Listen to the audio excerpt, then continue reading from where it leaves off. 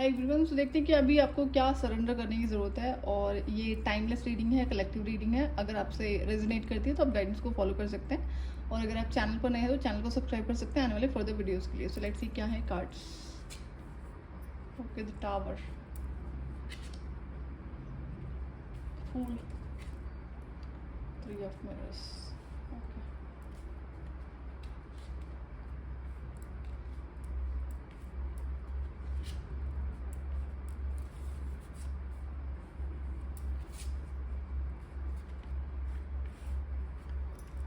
सो यहाँ पर कई सारी चीज़ें जो आपको अभी सरेंडर करने की ज़रूरत है। और ये बहुत टाइम से चल रहा होगा आपकी लाइफ में, कोई आज के इश्यूज नहीं हैं जो आप कंटिन्यू कर रहे हैं। तो अगर किसी तरह का इशू लाइफ में जो पैटर्न के रूप में कंटिन्यू हो रहा होता है, उसे खुद से एंड करना होता है। अपने आप वो एंड नहीं होता है। अगर कोई चीज़ बहुत लंबे टाइम से चल रही है तो वो एक पैटर्न के फॉर्म में कंटिन्यू हो ही जाता है।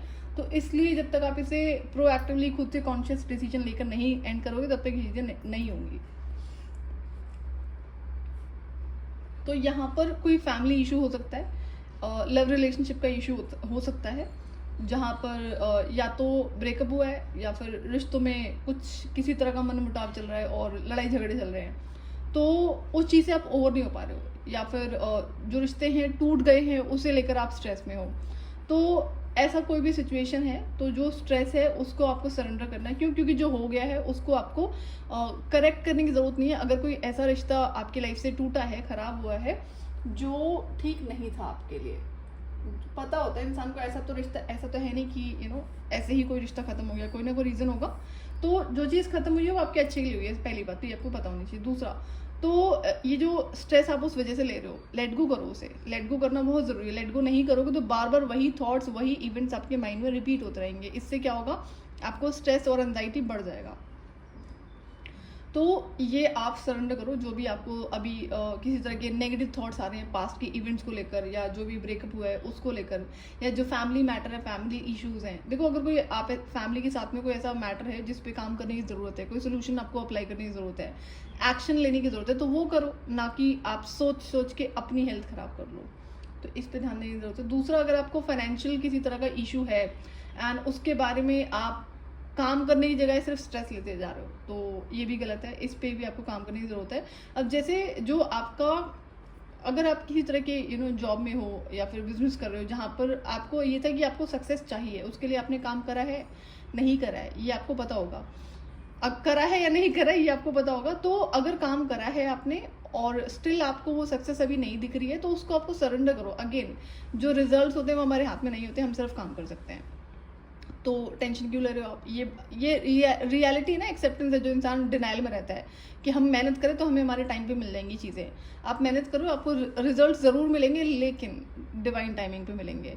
तो अगर इस चीज़ को आप बार बार लेकर परेशान हो रहे हो, सोच रहे हो कि अभी तक कुछ अच्छा क्यों नहीं हुआ आपके करियर में जिस पर आपने काम करा है, सिर्फ सोचने वालों के लिए रीडिंग नहीं है ये, तो सरेंडर कर दो उसे। वो होगा लेकिन डिवाइन टाइमिंग पे होगा। तो ये दूसरी चीज़ है। स्टेबिलिटी को लेकर अगर कोई चीज़ें हिली हुई हैं, लाइक फाइनेंसेस आपके स्टक हैं या फिर कोई मूवमेंट नहीं है, तो जो है उसमें मैनेज करो। अपने जो एक्सपेंसेस होते हैं अननेसेसरी को, उसको कट करो एंड देन अकॉर्डिंगली उसे मैनेज करो। बाकी आपको अपने करियर पे काम करते रहना है, लेकिन स्ट्रेस लेकर नहीं करना है।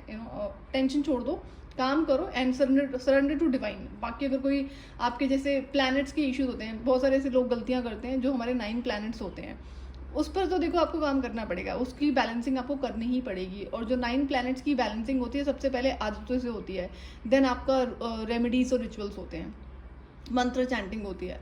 तो 9 प्लैनेट्स का अगर आप टेक केयर नहीं करो तो उसको ज़रूर करो। अगेन आपको ध्यान रखना होगा, कई बार जो डिफरेंट फेजेस होते हैं लाइफ में, इवन तो अगर आप 9 प्लैनेट्स का टेक केयर कर रहे हैं, बाकी जो चीज़ें आपको करनी होती है जैसे एंसेस्टर की हीलिंग है और उन्हें ऑफरिंग है और बाकी सारी चीज़ें होती हैं, तो अगर वो सारी चीज़ें कर रहे हो तब भी कुछ नई मूवमेंट हो रही है, तो यहाँ इसका मतलब है ये पर्टिकुलर फेज है, आपको अपना काम करते रहना है और डिवाइन को सरेंडर करना है। आपको स्ट्रेस नहीं लेना है, क्योंकि इस फेज में मूवमेंट आपके अकॉर्डिंग नहीं आएगा, चाहे आप कोई भी रेमेडीज रिचुअल कर लो। तो यहाँ पे 2 चीज़ें आपको समझनी होंगी। क्या आप अपने 9 प्लैनेट्स का टेक केयर करते हैं? प्रोबेबली नहीं कर रहे होंगे, जनरली ऐसा होता है। और नहीं कर रहे तो आपको वो रिचुअल रेमेडीज करने पड़ेंगे जो 9 प्लैनेट्स के लिए होते हैं। दूसरा, अगर आप कर रहे हैं, सारी चीज़ें आपने करी हुई है, तब आपको रिजल्ट्स नहीं मिल रहे हैं, तो आपके पास में एक ही ऑप्शन है, आप अपना काम करते रहो, डिवाइन को सरेंडर करो और अपना कंटिन्यू करो मेहनत करना। और तीसरा, इसमें कोई ऑप्शन नहीं है। तो ये है। और दूसरा हो सकता है, अगर कोई आपको दूसरा इंसान बोल रहा है कि अभी तो कुछ हुआ नहीं है, तो इग्नोर करो उसकी बातों को। ये चीज़ें होंगी, डिवाइन टाइमिंग पे होंगी। लेट गो करो जो भी चीज़ आपके कंट्रोल में नहीं है। कंट्रोल में जैसे कि करियर में आप काम कर रहे हो तो रिजल्ट्स आपके कंट्रोल में नहीं है, वो आप नहीं कर सकते हैं, आप सिर्फ अपना काम कर सकते हैं। तीसरा है, अगर किसी तरह का कम्युनिकेशन आप फियर करते हो या फिर कुछ ऐसा है जो आपको दूसरों से कम्युनिकेट करने की ज़रूरत है और आपको डर रहता है कि ये रिश्ता ख़राब हो जाएगा अगर आपने ऐसा बोल दिया, तो वो कौन सी बात है, क्या कम्युनिकेशन है, ये सारी चीज़ें मैटर करती हैं। तो अगर ये लव रिलेशनशिप की बात है और आप क्लियर नहीं हो अपने कम्युनिकेशन में और आप आगे बढ़ जाते हो, रिलेशनशिप में शादी कर लेते हो, कल को वही चीज़ें चल के बहुत बड़े इश्यूज में टर्न हो जाती हैं, तब आप क्या करोगे? तब ब्रेकअप करोगे या गो थ्रू करोगे उस जो भी पेन होता है। तो गलत चीज़ें होती हैं, इसलिए अपनी बात को क्लियरली कम्युनिकेट करना सीखो। चाहे आप मैरिज में हो या फिर नहीं हो, किसी के साथ में रिलेशनशिप हो, तो अपनी बात को क्लियरली रखना, पोलाइटली रखना इज नेसेसरी, ताकि आपको पता चले कि सामने वाला क्या है एंड अकॉर्डिंगली आप अपना डिसीजन ले सको। वहाँ पर ट्रिक नहीं होना होता है कि कोई, फॉर एग्जाम्पल, कि कोई बात सामने वाले को नहीं पसंद है आपकी और वो नहीं चाहता कि आप ऐसा करो, जो कि कोई हार्मफुल हैबिट नहीं है, तो दो चांसेस होते हैं, वो इंसान उस टाइम पे एग्री कर देगा, हाँ कोई दिक्कत नहीं है, लेकिन जैसे शादी होगी तो फिर वो पलट जाएगा। तो इसके लिए आप अपनी इंट्यूशन को फॉलो करोगे तो ही एक ही इसका उपाय है, इंट्यूशन को फॉलो करोगे कि ये क्या है, and then surrender this to divine, कि अगर यहाँ पे कोई ये ट्रिक्स्टर है इंसान, तो डिवाइन आपकी हेल्प करें इस चीज़ से, ये आपको करना पड़ेगा। तो जो स्टेबिलिटी से रिलेटेड है, कम्युनिकेशन से रिलेटेड है, या जो पास्ट में रिश्ते खराब हुए हैं, इन सारी चीज़ों को आपको लेट गो करना है। अगर लेट गो नहीं करोगे तो न्यू बिगनिंग्स नहीं होंगे, आप उसी साइकिल में घूमते रहोगे, सेम चीज़ें रिपीट होती रहेंगी, which is not good.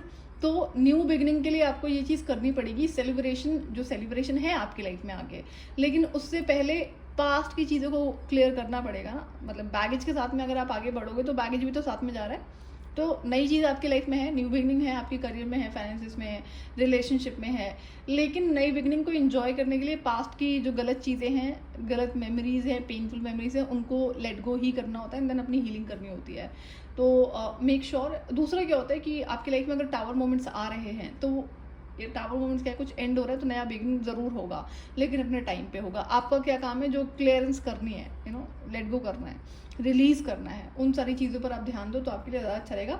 Intuition का कार्ड यहाँ पे डेफिनेटली है कि अगर आप अपनी इंट्यूशन को नहीं फॉलो करते हो तो प्लीज़ फॉलो करो। अपने वाटर एलिमेंट पे ज़्यादा काम करो, वाटर एनर्जी से आप ज़्यादा काम करो। जैसे कल फुल मून है, गेस, तो फुल मून पे देखो क्या है आपकी एनर्जीज, एंड फुल मून के कई सारे रिचुअल्स एंड रेमेडीज होते हैं, उसको परफॉर्म करो अपनी इंट्यूशन पावर को इंक्रीज करने के लिए।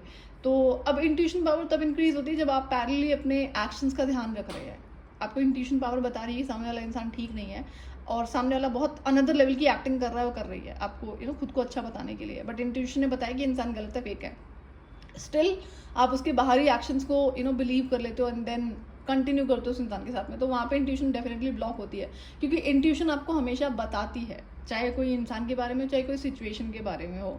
तो मेक श्योर कि ऐसी गलतियाँ ना करें आप।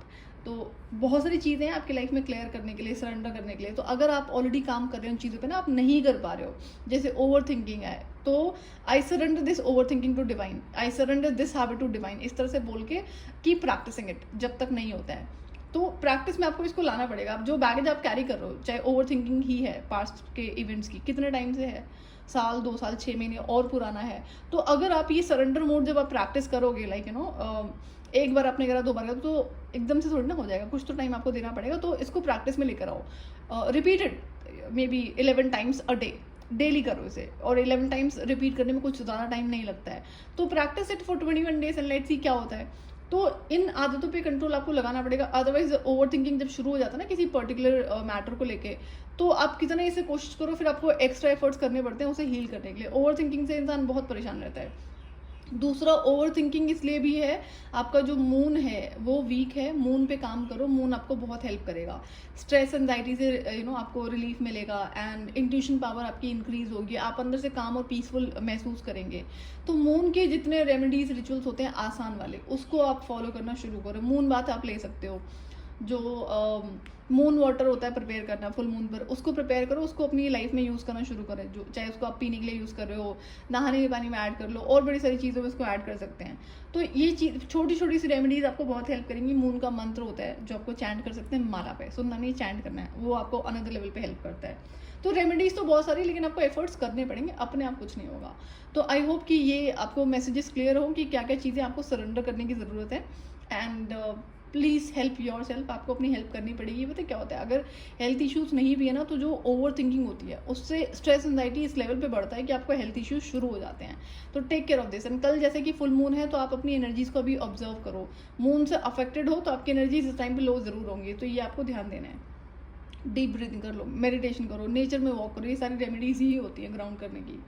सो ये थी आपकी रीडिंग। अगर आपसे रेजोनेट करती है तो आप गाइडेंस को फॉलो कर सकते हैं और चैनल को सब्सक्राइब कर सकते हैं आने वाले फर्दर वीडियोज़ के लिए। Till then bye bye.